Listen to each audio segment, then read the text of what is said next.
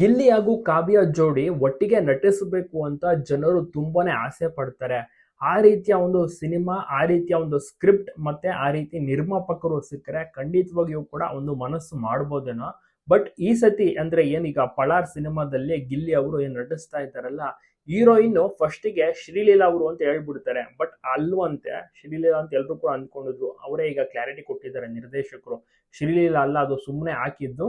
Heroine ಅತಿ ಶೀಘ್ರದಲ್ಲಿ reveal ಮಾಡ್ತೀವಿ, ಅದು ಸಸ್ಪೆನ್ಸ್ ಆಗಿ ಇಟ್ಟಿದ್ದೀವಿ ಅಂತ ಹೇಳ್ತಾರೆ. ಕಾವ್ಯ ಅವರೇ ಹೀರೋಯಿನ್ ಆಗ್ಬೋದಿತ್ತಲ್ವಾ ಅಂತ ಕೇಳಿದಂತ ಟೈಮಲ್ಲಿ, ಇಲ್ಲ ನಾವು ಬೇರೆ ಹೀರೋಯಿನ್ ಹೊಸಬ್ರು ಇದ್ದಾರೆ, ಅವ್ರನ್ನ ನಾವು ಸೆಲೆಕ್ಟ್ ಮಾಡ್ತೀವಿ, ಅತಿ ಶೀಘ್ರದಲ್ಲೇ ರಿವೀಲ್ ಮಾಡ್ತೀವಿ, ಈಗ ಸಸ್ಪೆನ್ಸ್ ಆಗಿ ಇರ್ಲಿ, ಅದೇ ರೀತಿ ಮುಂಬರುವ ದಿವಸಗಳಲ್ಲಿ ರಿವೀಲ್ ಮಾಡ್ತೀವಿ ಅಂತ ನಿರ್ದೇಶಕರು ಹೇಳ್ತಾರೆ. ಹಾಗಾಗಿ ಜನರು ತುಂಬಾ ಏನು ಆಸೆ ಪಡ್ತಾ ಇದ್ರು, ಗಿಲ್ಲಿ ಮತ್ತೆ ಕಾವ್ಯ ಒಟ್ಟಿಗೆ ನಟಿಸಬಹುದಾಗಿತ್ತು ಅಂತ. ಈ ಒಂದು ಸಿನಿಮಾದಲ್ಲಿ ಹಾಕೊಂಡಿದ್ರೆ ಚೆನ್ನಾಗಿರೋದು ಅಂತ ಜನರು ಕೂಡ ತುಂಬಾನೇ ಆಸೆ, ಎಕ್ಸ್ಪೆಕ್ಟೇಷನ್ ಅನ್ನ ಇಟ್ಕೊಂಡಿದ್ದಾರೆ. ಬಟ್ ನಿರ್ದೇಶಕರು ಅಲ್ಟಿಮೇಟ್ಲಿ ಅವರು ತೀರ್ಮಾನ ಮಾಡುವಂತದ್ದು.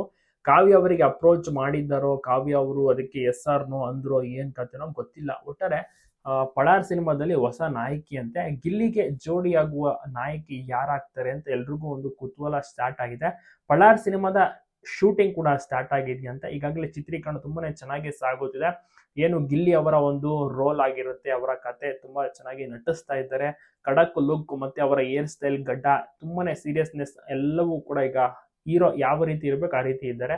ಮುಂಚೆ ಕಾಮಿಡಿ ಮಾಡ್ಕೊಂಡು ಹೇರ್ ಸ್ಟೈಲ್ ಅಂದ್ರೆ ಮುಂದೆ ತಲೆನೇ ಬಾಚ್ತಾ ಇರಲಿಲ್ಲ, ಅವರು ಬಿಗ್ ಬಾಸ್ ನೆಲ್ಲ ನೋಡಿರ್ತೀರಾ. ಈಗ ಪಕ್ಕ ಹೀರೋ ರೀತಿಯ ಕಾಣಿಸ್ತಾ ಇದ್ದಾರೆ ಗಿಲ್ಲಿ ನಟ. ಮತ್ತೆ ವರ್ಕೌಟ್ ಮಾಡ್ತಾ ಇದ್ದಾರೆ, ಫಿಟ್ನೆಸ್ ಮೇಂಟೈನ್ ಮಾಡ್ತಾ ಇದ್ದಾರೆ.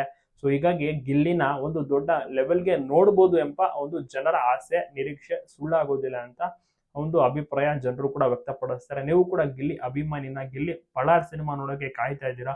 1 ವರ್ಷದೊಳಗೆ ಪಳಾರ್ ಸಿನಿಮಾ ರಿಲೀಸ್ ಆಗುವಂತಹ ಸಾಧ್ಯತೆ ಇದೆ ಎನ್ನುವಂತ ಒಂದು ಮಾತುಗಳು, ಟಾಕ್ಗಳು ಕೇಳಿ ಬರ್ತಾ ಇದೆ. ಓಕೆ, ನೋಡೋಣ, ಆದಷ್ಟು ಬೇಗ ರಿಲೀಸ್ ಆಗ್ಲಿ.